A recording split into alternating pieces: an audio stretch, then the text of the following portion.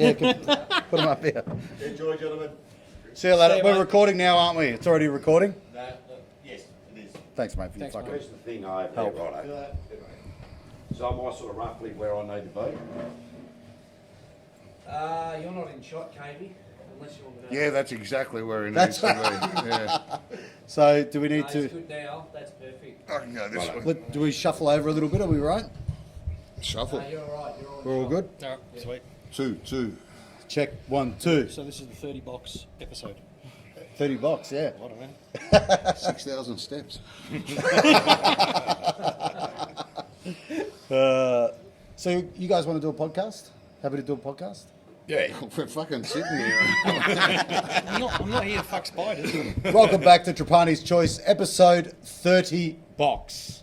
Your host, Nick Trapani, also with Ock. We've got Caveman and the bloke himself, Chris Franklin. G'day. Thanks for hanging around after the show here at Come As You Are Comedy. It was a good show. Had a ball. It was a good night tonight. Yeah, it was really good. Yeah, thanks. And I think we do what we do, and we drink VB for you, mate. So let's all crack our cans. Cheers, mate. Start off a good podcast, and We got the Thank VB you. green lighting behind us. we do. Yeah. Bloody sensational. Vitamin B. I've been calling China it. backwash. Oh, vagina backwash. Jeez, I tell you, I don't know the bloke is beyond the camera, but I reckon he's going to get a fly and headbutt from the top of the stage. That's mate. Chavin. I can tell you one thing, in the whole time, all my life, I've drunk VB and I have never got coronavirus once. Yeah. I think it stands for Virus Buster. My father-in-law is half Chinese. Oh, he's Chinese. My wife's half Chinese. So it was his fault. His fault, but he reckons that drinking the Chinese tea gets rid of it. And I'm like, why the fuck is China in a complete lockdown? Because that reported it all over us. Well, look. Yeah, fucking hell. Like, hey, that fucker came out of a laboratory. There he is. Yeah, look, I mean, we can't talk about that on YouTube, but that's, Okay. Allegedly. allegedly. That's your views, it's not the views of us. Allegedly. No, but look, The Incredible Hulk came out of a laboratory. So did Spider-Man, didn't he? No, he got bit on the no, you arse got by a bit of spider. It Yeah. was The out of a spi- laboratory. the spider though. did, yeah. I don't know. I haven't watched think- Spider-Man for years. He's been watching you for fucking ages. No, but just to explain what this podcast is about, Chris, I started this before COVID. Yeah? And I wanted to start interviewing everyone, and then we went into lockdowns. It didn't happen. The idea is to explain comedy, getting into comedy, questions people may have, answering some of those, and a little bit about my journey and then the journey of other people getting into comedy. So if people are starting off, just a little bit of advice for them. But I just want to say before we start, you sung Bloke tonight down here, and I remember I would have been in primary school when that song came out, and I knew every fucking word of it. Glad one of us did. Yeah. I saw you struggling on stage to it, and I'm like, it's fucking Bloke. Another weird thing for me is that the song's 22 years old now. Yeah. There's people in the audiences now that weren't born when it came out. It's a whole new song to them. Yeah, I explained to a few people. I'm like, oh, you know the guy? I'm like, I know you're probably a bit young. Yeah. And I was trying to work out, how old it was. It's 20 years. I've had people come up to me that are about that age that know my song. They come up to me and going, have you heard this? There's a chick doing a cover of your... And it's Meredith Brooks's bitch. Right? Yeah. Does she pay your royalties? Yeah, she ripped off my song Bloke. But this podcast and night down here tonight is also a little bit special for me as well, because when I first started doing comedy, I got taken down by Chris Miller down to the Cheeky Squire in Frankston, and I met you down there that night, and we got to hang out in the green room the whole time. And I was just saying to you, look, I'm just starting off in comedy. It's something I want to do. And you said to me after the show, you'd performed and everything, and we hung around for a while, and you said, I just can't wait to see you in the circuit, Nick, and just get out there and do your thing. And for me, it's a little bit humbling to have you here in my room doing my podcast after that, so it means a lot for you. I remember that night very well. You were just about to go on stage and I said to you, don't fuck this up. You said the same thing to me too. And then when you came off stage, we crossed again and I said, where do you think you lost them? Oh, So fuck it good up. to see you still at So it. we're still at hey, and that's what it's about, is getting back up after you It's fuck up, it's isn't just it? having a fucking big skin, really. I think the biggest question that the people at our level ask professionals, Whoa, how whoa, did whoa. I go? How Yeah. did I go? You ask me every night. Yeah, at this fucking hell. station too, I'll tell you, and in the end he just went, oh, I think you fucked it up. Where do you think you lost it? Every night, how do I go? What do you reckon about me set and whatever? I said, well, it's good for where you are. And that was In it. fucking Northern Territory, Yeah, in bum in fuck front of nowhere. fucking two people. That was a great No, set. I meant where you are in your career, not where you are geographically. You did well for the amount of time you've been doing it. So, That's what I was yeah, trying look, to it was say. just to let you know, Chris and I have just, I supported Chris in a tour up in the Northern Territory, and it was fucking heaps of fun. It was mad. We drove up this fucking road that was, I don't know, 700 kilometres long. And it took Central nine- Arnhem Highway. Central Arnhem Highway, holy shit, washouts and corrugations, and there was fucking donkeys and water buffaloes and cows and fucking horses and kangaroos. I was thinking, fuck, this could be a good menu. We'll fucking hit any one of them. Fuck, it's going to be great. I did the bulk of the drive out there and hit every fucking pothole. I would see them last minute and slow, but not try and swerve so I didn't fucking roll the minivan. And just slow and then just fucking pound. And we got one flat on the way out there. Fucking surprised. He started driving on the way back. He told me he's a Fucking- rally car driver. Oh, he thought called he me up was. and goes, fuck, I was flying. Oh, and they're telling me to slow down. I got the Jesus handle. I got my hand on his knee. Mate, And fucking slow knee. down. Yeah. That's why I started driving harder. Oh, Jesus, Bill, right. I said, mate, I'm shitting myself. He's gone, I've done a bit of driving in my life. I said, so's fucking Peter Brock. He died on a road like this, didn't he? And KB doesn't even have a license. Well, that made two of us. But, Chris, what got you into comedy in the first place? When did you start off? I didn't mean to get into it. I was... Emphysema. No, that's COVID. COVID. I was homeless in Melbourne at the time. Yeah, trying to get a day off work.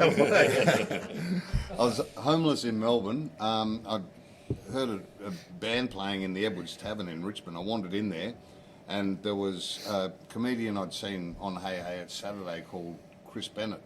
He was at the bar, and I recognised him. I went in to get a glass of water or whatever. And he was standing there with Pommy Johnson, but I didn't know Pommy Johnson at the time. Yeah.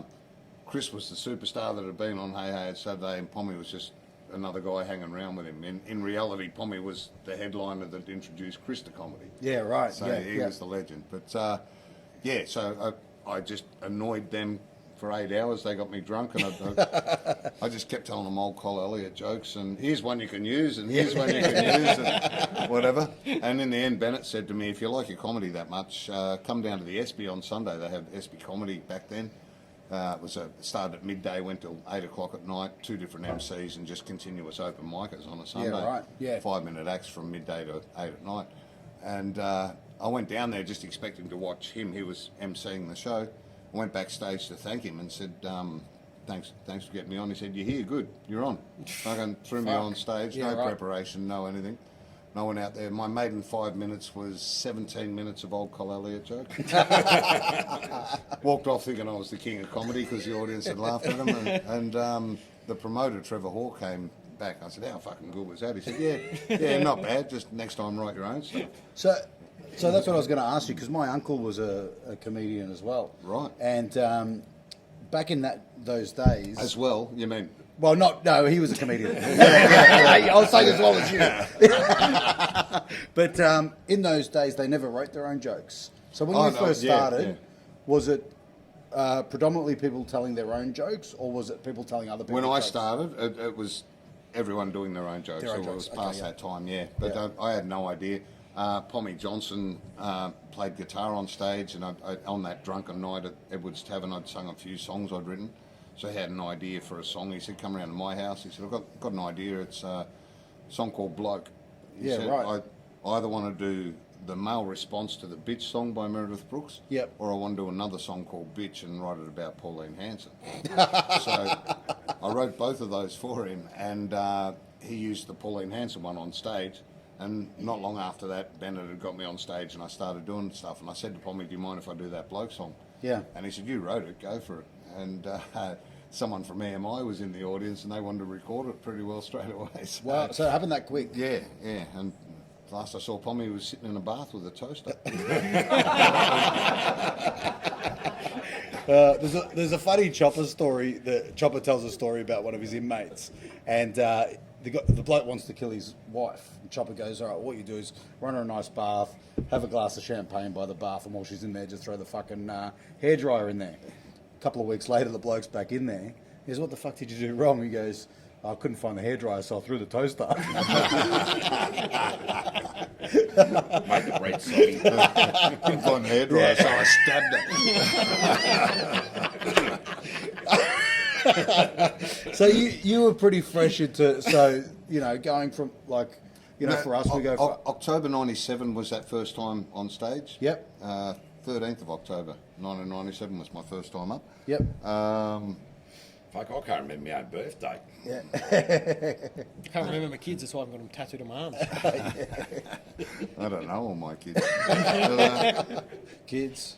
What was that? In April 98, I was lucky. So 98. from October 97 to April 98, Okay, yep. I won the Raw Comedy National Oh, you right? Yeah, final. yeah. I was still homeless and won a trip to Edinburgh. And, Yeah, right. All the open mic comics at the time were going, you're homeless, you're going to take the trip? I said, well, I may as well be homeless there. Yeah. Yeah. They had accommodation with the price. I saved a fortune on accommodation. Just a little bit colder out there. And so that was August 98, the trip. Yeah. And then it was February of 2000 when Bloke was released. When Bloke was Yeah. released. So yeah, you had a bit of time in between the two. Yeah.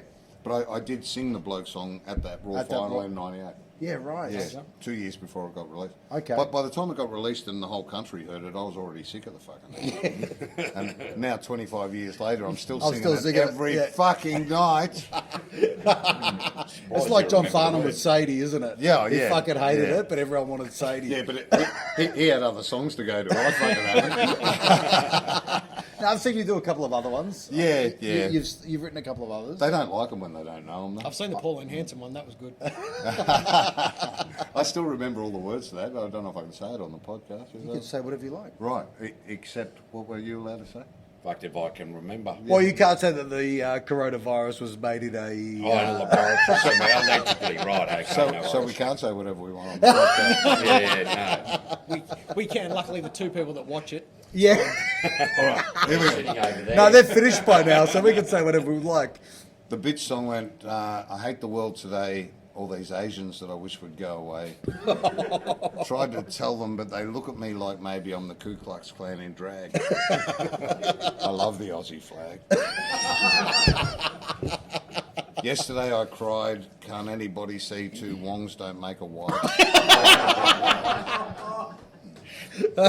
I can't understand why you'd be so confused. I'm fighting for all yous. I'm into culling races like Hitler did with Jews. I'm a bitch, I'm a Nazi, you won't catch me playing Yahtzee. I am missing half my brain. Won't someone please explain? If you're yellow, if you're black, I want to send you back. I'm Pauline Hanson and that's how I'm going to stay. I got a feeling she should run with that. Yeah, She'd now, fucking how win. Did EMI get hold of that? No, they didn't want that one. They didn't. I was going to put it on the B-side, but If you play that's the Bloke final backwards, episode. you'll hear that song. that line, if you're yellow, if you're black, I want to send you back, that was from a statement Pauline Hanson made in Parliament where she wanted the Aborigines to go back to where they came from. Yeah. That's a true story. God, the only thing I've ever done musically is I did a karaoke night in bloody Frankston years ago. Yeah. You don't want to hear this. And they had, Yeah. I had, We'll cut this out. three blind mice, and I went. So I got up there and went, one drunk bloke, see how he staggers. They kicked him out, and the bouncers advised he'd been trying to fuck the barman's wife, one drunk bloke. Right, so there's one ARIA award-winning comedian. We did karaoke on the Northern Territory. I Same said, song. do something simple. We sung Happy Birthday and it was unrecognisable. Hey, but the person whose birthday it was, they were pretty fucking happy. It was fucking... well, they didn't have the words in front of me, the bouncing ball. Bouncing ball. Wasn't fucking Are we talking about the same karaoke? The bouncing balls. Yeah. But when Bloke took off for you, so you went from basically that just blew up, and you were a #1 chart. I went from being homeless to being able to buy a 2-story, 4-bedroom house on Magnetic Island with a built-in pool in the back. And how was that like when you? I hope my ex-wife's still enjoying it. Because you do tell a story about that in your set, and I love it. It's a fantastic bit. They're all true stories. Yeah. And that's the funny thing, like, for my style of comedy, I don't know about KV and Ock, you know, a lot of it is true. And that's why when you're on stage and you're telling it, even though you're telling it over and over again, there's still like a certain feeling about it because it's... Those people out there can sense it. They're fucking evil, the audience. Yeah. And they if you're making shit up, they'll fucking sense it. They'll know straight away. straight away. Yeah. If you're... The punchline doesn't have to be true, or you know, the comical part of the joke doesn't have to be true, but the story, the setup, they know that you've actually lived it. They can sense felt it. it, yeah. They're fucking evil. The audience. I hate the audience. And I think even with that... I don't do it for the audience. I do it for me. This is therapy for Yeah, us. yeah. You know, do you find you get a sense of therapy out of doing comedy? Yeah, I guess. Only because he's got to go to the... Both my ex-wives are still alive, so I'm going well. Yeah. What about the bloke that was fucking her? Actually, he's not. Oh, jeez. That's a lot darker story than I put on stage. Yeah, but, I got locked up in. No, that's right. That's just the trying to Somebody break in to hear the Right. podcast. You have told me. Oh, was that the buddy? The wife, the bloke was fucking your wife, just fell off the boat. No, he's long gone. Yeah. So He- the story was far worse than what you tell on stage. I say on stage that he was the plumber who's also the electrician, but he wasn't. He was her drug dealer, Yeah, right. and So he was a copper as well. someone's paying attention. But after I got arrested that night for the fight and went to the Magnetic Island lockup, where I knew the cops, because small community and there was only 2 cops there. If people came over from Townsville and Hassel, there was one night 5 blokes came over, got drunk. The cops tried to sort them out, 2 cops, and they beat the shit out of the 2 cops, and the community got hold of it, and we all rounded up these blokes and kicked the living fuck out of them and dragged them back to the cops to arrest them in the cops station. So the cops looked after us really well there. So I spent the night in the Magnetic Island cells, and I was in their office. They didn't have to lock me up. They said, "You're not going to be able to smoke in the cell." So, and a swipe card so I could go out the front of the police station and have a smoke. This is like Epstein in jail, isn't it? Bring the young girls in. The next morning they drive me down to the ferry to Townsville, and the 2 Townsville cops are on the ferry to pick me up. So they've cuffed me finally, and they've got one sitting either side of me, the first ferry off the island, and all the locals from the island are commuting to work in Townsville all around us and stuff, and just I'm there in handcuffs with a cop. So one girl leant over and said, "Oh, Chris, there's a young fella from Picnic Bay. He's doing a comedy show at the RSL. His first ever stand-up. He wanted to try it. He'd really love it if you were there." I've got a cop either side of me. I said, "If I'm free, I'll get there." Let's see how this pans out. So I ended up, it was a Friday morning they took me over there. I never made it to the court because it was that busy, because the holding cells are underneath the court in Townsville.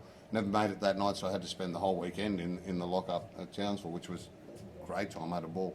Me and 15 Indigenous blokes, and it turns out I was Indigenous too. We didn't know at the time. But, one time there was a guy from the army up there who had a slug gun. He'd had enough of the local Indigenous community, and over his back fence was a playing field and a playground and that, and he was over his back fence shooting the Aboriginal kids with a slug gun and got charged and arrested. And we saw it on the 6 o'clock news in the holding cell, and then all of a sudden the same bloke that's on the telly is in there with 15 Indigenous blokes. And, he wasn't having a good time. Jeez, he would have been dark about that. There were some great stories in there. I said to one bloke, "What are you in here for?" He said, "Oh, I've come in from Mount Isa. I don't know much about town. I met this bloke in the pub. We were having a drink, and we ran out of money. And this guy said, "Oh, there's stuff at my house. We'll pick it up and take it down to cash converters." And I had a cash converters card, so it made it nice and easy. He put his name on it. So he said, I got arrested, found out everything that was at his house was fucking stolen. He said, even the car we drove it down to fucking cash converters, it was stolen. Yeah, so, and he's in there because it was on his cash converters card. But while I was in, the guy that I danced with at my house earlier was shitting himself because he thought I was going to come back and kill him. So he got off the island and got a car and went down to the Gold Coast. And not only was he my partner's drug dealer, but he was also addicted to a bit of stuff himself. And he was hanging because he didn't know anyone down there and committed a bank robbery and got arrested and then went to jail and couldn't handle being in jail and topped himself. So he did fucking die in there. No comedy in that, though, for the stage, so I just leave it at the fucking And then he died. I think story, that one. you got a gig coming up at the Chicken soon. I reckon you try and wean that in. Is it the dark comedy night? No, You're doing? no, Okay, no. you can't. I'm not a dark comic. I am. No, I'm Aboriginal, but But you know, I've seen you several times, and it's funny. You're not dark comedy, but you definitely touch on it. You're very close to it. I Likable got away with a guy. lot of shit. In the earlier days, 25 years ago, it was more sexist type stuff that you just don't do these days. And that just happened without me even realising it. You realise that times are changing and people won't do it. Although I got a little bit sexist tonight, but that's okay. Yeah, well, It's a small crowd. small crowd. People Not enough people. understood that it's joking. They know that you're a comedian and you're joking about Well, it. they used to. Yeah. So, I don't think Now anyone... they get offended. Well, that's what we allowed them to vote, and they think their opinion matters now. So Oh, that's- yeah. But I used to get away with that. Right, allegedly. I used to get away with that sexist stuff just by playing the naive bogan on stage. Cheeky smile, and I don't mean to be saying anything wrong. Am I saying something? You know? Yeah. That's how you get away But with it. you still come across as that too. That's like, even no matter what topic it is, that's still how you let the crowd off. You know? I was private school educated here in Yeah, we Victoria. can tell. I went to Haileybury College, but I've lived my life as a bogan. I mean, it's not an education thing. It's not a class. It's a lifestyle. It's fucking V8 supercars and pub rock. Yeah. Mullets and double plugger thongs. But, Look, I understand, mate. I've lived my life as... Priest. Fucking preacher. And we're here to heal your fucking sins. that's why he was touching me in the car. All the way through. Funny, that was why I was driving past, so you touched me so that I wouldn't get picked Let's on. role play that you're a 5-year-old boy. I was doing a show at the Comedy Club when it was in Lygon Street in Carlton before it moved to the Athenaeum. And there was a woman in the front row, and the people had got wind of the fact that I'd been to Haileybury College and had snowballed Chinese whispers. Are you allowed to say Chinese whispers? Well, no, it's just whispers. Yeah. Asian whispers of no specific. Orientation. Yeah. Oceanic. This woman yelled out, I heard you were a member of Metza. Right, it's just that upper echelon fucking intelligence. And I'm on stage trying to be the dumb bogan, and I had to think real quick. I said, well, I played centre half forward for him once, but I never paid my membership.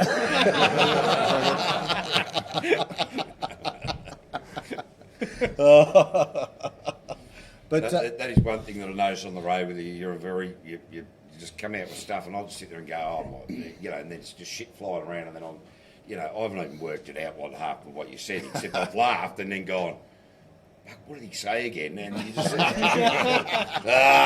we'll get to the pub soon enough. To be fair, you don't remember much of anything, really. Oh, mate, no, I remembered how fucking tough some of those bloody ruts were that I was going to fucking hit, but I avoided beautifully so he could grab hold of me leg. Yeah, sideways. Fucking. Lee, well, 600 by then it kilometres wasn't. from anywhere in a desert in 34-degree heat, and he's trying to roll the fucking car. That's why I've never been in the car with him. Yeah. Yeah. No, Dad, I mean, to be fair, I didn't hit a fucking... We bottomed out once and I didn't blow a tyre. We didn't have to be anywhere for 2 days, and it was a one-day drive. Just slow down by 20 k's and fucking... I was thirsty, mate. Fuck. Oh, the poor bastard! I thought I drank a lot till I went on tour with Wildy, but with Katie. But what happened was, we did Friday and Saturday in Alice. Then Sunday in the Northern Territory, there's bottle shop restrictions and you can't get them. So we thought, right, we might be able to get something in Catherine at Snake's house. Fuck. We'll tell you the story of Snake. But we get there, the bottle shops are shut by 8:30 because it's a restrictive thing. We get there, it's a 14-hour drive, so it's well after 8:30. Get up, it's Monday, we're leaving at the crack of dawn to do a 14-hour drive, so the bottle shops aren't open. Yeah, right. Go on this corrugated road all the way out to Nullumbai, a beautiful community in the middle of Arnhem Land. And the elders there have set the rules in place for this town. It's amazing where it's basically a dry community. They can drink in the pubs and they have to have a permit to buy takeaway alcohol. You have to apply for a permit online. Like in And Dubai. when you have a permit... Yeah. When you have a permit, it's a 6-pack of beer and a bottle of wine a day. That's it. So Good thing you For two cooking. don't live there. we've For got- cooking wine. we've done we've done the 14-hour drive out there, gone into the bottle shop. We haven't got a permit. Have we? He still hasn't got any fucking. Not beer. even a driver's license. We're there for 2 days. It takes a week for the permit to come. I'm out the side of the pub going, hey, mate, can I get... Like when you're 16. 16 hey, years here's old, $5. yeah. Can you get me half of those? You know? He's shaking like this. He's shaking like this. I'm going to kill some fucker. I bought a packet of cigarettes the other day. So and the next la- time, I'm just going to tell Yeah, you, so- next time we're on a fucking trip like that, I'm going to work out the days, the fucking ETAs. I am not allowing that fucking shit to go on again. I'm surprised you haven't got the permit arranged already. We leave Nullumbai. This is why he's driving like a fucking maniac. We've got a 14-hour drive to Darwin.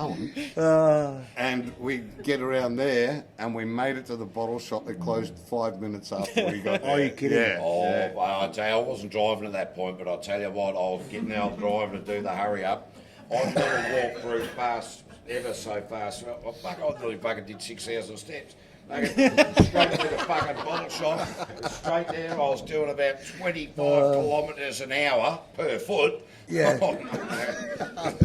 But I bought a packet of cigarettes the other day, right? And for the missus, and the lady goes, "Oh, the guy just before you bought the same brand." And I go, "Fuck! I hope we're not buying them for the same kid out the front."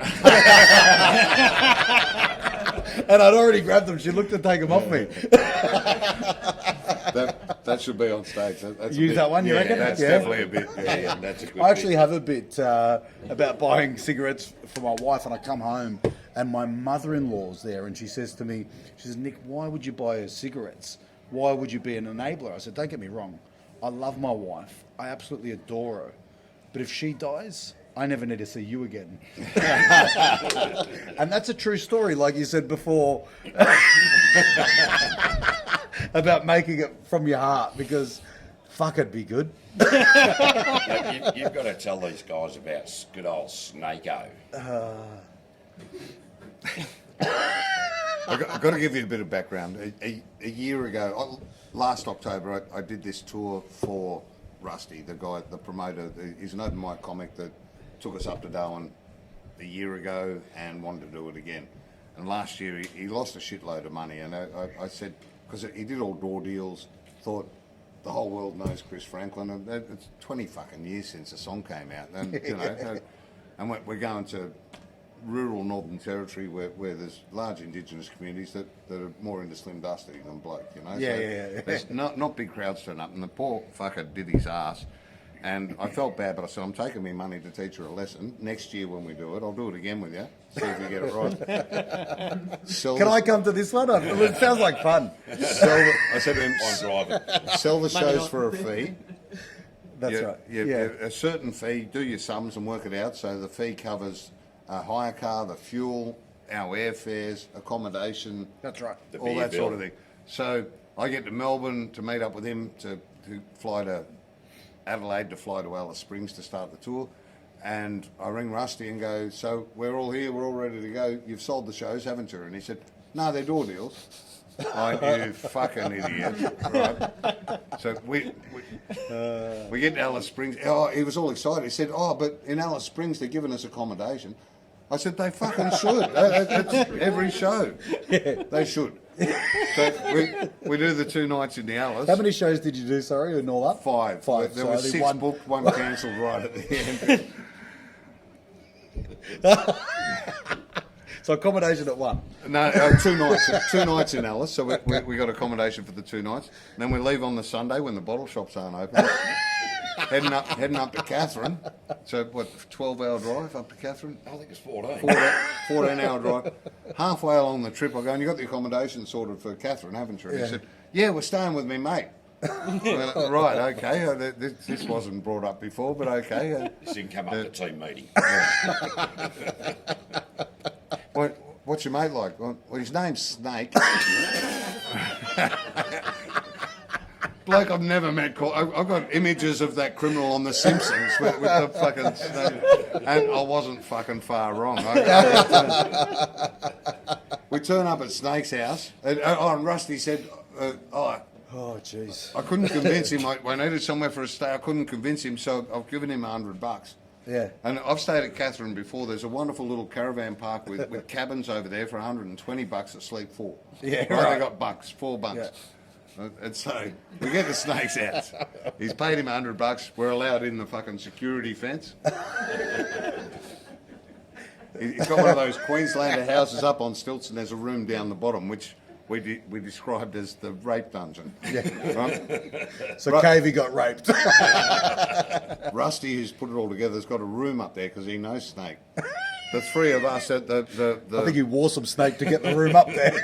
the sound tech, who was also the opening act, and Cavey and myself all had to share this one room downstairs. There looks what looks like one double bed mattress on the floor.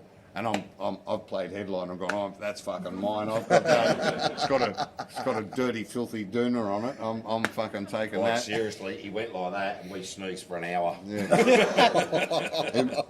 he played interstate support and said to Ben, the sound guy, oh, you've only got one sleeping bag. I'm taking that. He had the sleeping bag, and Ben had nothing. Like, he was on the carpet. He put every layer of clothes of his suitcase. He looked like the Michelin Man. He's lying on the ground. I jump onto this mattress. It's not a fucking mattress. It's just the base, like mattress and basic. So it's just all wooden slats and a doona. Had a fitted sheet over it for some fucking reason. So he's the most comfortable. And I've ended up off this, just wrapped up in this doona, using it as a mattress and a doona at the same time. It's probably midnight, we fall asleep. Oh, don't forget, Ben fucking goes, I don't know what that is. Oh, he yeah. fucking pulls the rock out like that he's sleeping on. Comfort rock. Oh, yeah. I don't know. I think that was to bash Rusty. So what you're saying is you've had better night's sleep in prison than Well, you yeah. I have. But you always sleep well after.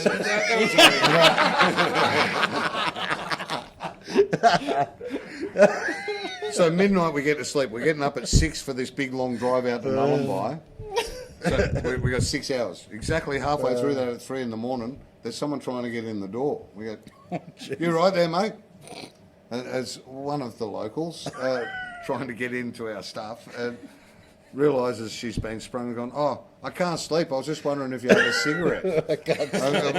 We go, no. We're like, fucking, we can sleep. And we've got to get up in 3 fucking hours. Get the fuck out. How'd you get through the security fence at the start? For fuck's sake. Yeah, so that was Snake's house. That was great. Like, I know this carpet hadn't been vacuumed since it was late in 1967, I reckon. Oh, shit. So we're all going out of the car first thing in the morning going, fuck, I've just put about fucking 2 tons of dirt into my eyes. Bed bugs. Scratches. Herpes. There was no bed bugs because there wasn't any fucking beds. But no, I think you want to bring up your thongs. What are you done to your thongs tonight? That whole tour, they were tearing in a place I'd never. I got new ones on now. But These are the don't know if you can see that seam right across the top there. We're getting that on the camera. Can you zoom in? The part I call the perineum of the thong. Normally, when you blow a thong, it's out of the plugs. That's why I get double pluggers all the time. And you can put a VB top on the bottom of it and put it back in. Yeah, or a bread top. Or a bread yeah. top or something. Yeah. These are me thongs. Bread. Finally split right down the perineum. I've never had a thong blow out there before. It was amazing. But thankfully, we've just done a tour of Darwin, so I bought a backup pair and a good going out pair. So I actually turned up at this gig with 3 pairs of thongs. Thank fuck. I'm actually surprised you got them. Where's your good going out pair you got over No, there? I'm not wasting them on this fucking podcast. But they're not. The camera doesn't go down to the feet, mate. Oh, no, I should get. They're black tops. They're exactly like these. I don't think you can call them that these days. Mate, I've got to be honest, right? We were sharing a They're room black with soles. Bloke, you've got to send them back. They're exactly like these. They're double pluggers, and they've got the Southern Cross on them. But Now on the shopping where the network- standard thong has the white, they're black there with a white Southern Cross on them. Sponsored by. I've Fancy. never seen a bloke so excited about. Can you grab those thongs for me, I've mate? never seen a more in-depth explanation of a thong. Here they are. How Oh, about look at coat that. hanger? even with the Even hanger? with a coat hanger. Look at them. What size are you? They say Women's. 10 to 11. What I'm saying is they're court thongs. You'd get off anything on that. Literally, get off. Look, you're on a road and put your best shoe. Yeah. I'm wearing them to my next wedding. And they always come with these little coat hangers, and I keep them all. My missus is so pissed off because I put them all up in the. I got all my thongs hanging up in the wardrobe. You got a walk-in robe. She's got all Gucci everything, and you've just got a layer of thongs. Oh yeah. All lefts. All lefts, yeah. Yeah, I had to be there for the all left joke. Hey, if you want to, where are you next? You're going to be heading down to I'm at the Chook on Thursday. Chook on Thursday. Yep. Yep. Rubber chicken. Then Thursday, Friday, I've got a corporate thing in Williamstown, somewhere there. Saturday, I'm doing something with the Nelson twins. Sunday, I got off. Monday, I'm hosting Spleen in the city. Tuesday, I'll fly back to Tassie to. I'm doing a show at a whiskey distillery, and to see that girl I live with. And Wednesday, where do I go? Not Snake, is it? No, That's like girlfriend. we are engaged now, though. Wednesday, I go to the Sunshine Coast for a show. Thursday, Friday, I'm in Brisbane. Saturday, I'm back in Melbourne with the Nelson twins, and I can't remember after that. And that's it. And then you go to Canada for a little bit. It's No, about no, so I'm off on a mining camp tour in WA again for Yep. 3.5 weeks. Then I go to Canada again. I got 4 days off in the next 10 weeks. 4 days where I'll be at home. One of them Not is bad. Christmas. Yeah. And I fucking hate flying. I've been on 6 planes a month for 25 years, and I shit myself every fucking time. Yeah. Cavey said, you picked a shit job if you hate flying, because he saw me on the planes. I said, yeah, the other choice was pilot. But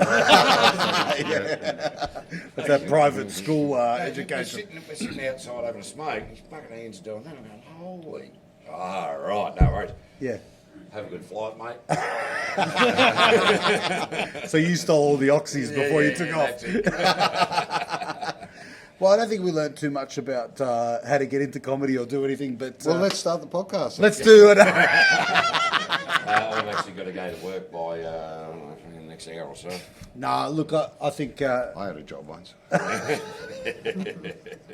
is the hard part, actually, explaining to the missus that you're going to work, right? Because all you do is drink with your mates, have a good time. You're out in pubs, bars, travelling everywhere. Michelle, if you're watching, I'm not enjoying this at all. No, it's horrible. It's horrible. Yeah. Should have seen him. He was missing you a lot. Real good alibi. It is Michelle, isn't it? Yeah. That's my wife. That's who we were talking to. Oh, nothing. Is that the time? Fuck. No, but hey, thanks for being on the podcast. Really appreciate it, mate, and sharing the stories. Thanks for having us. Yeah. Anytime, mate. Okay, it's been awesome. The audience is clapping. The whole of YouTube's clapping. But no, we're going to be doing a show with Warwick at Hotham Yep. in Saturday. Yeah. Warwick was great tonight. He's He was. fantastic. And so was I. Yeah, you, I'm not. I'm not so sure. Yeah. Yeah, look, I mainly run the room. Yeah, I get up and, you know what I mean? As a comic, you're a pretty good promoter. And that's what I like about you, the building the confidence. You're supportive. No matter, you haven't let the fame get to you. You know what I mean? Where do you think you lost them? So just remember, kids, don't fuck it up. Yeah. But you've been watching Trapani's Choice. Thanks for watching. Make sure you like and subscribe to the channel. We really appreciate it. Comment, even if you hate it, comment. Doesn't bother us because it works better in our favour, right? I'll be fucking commenting. Yeah, non-stop. Beauty, I'm going Thanks, to the guys. bar. See ya. Thank you. Still recording? Imagine. No, it stopped about half an hour ago, but I didn't want to interrupt.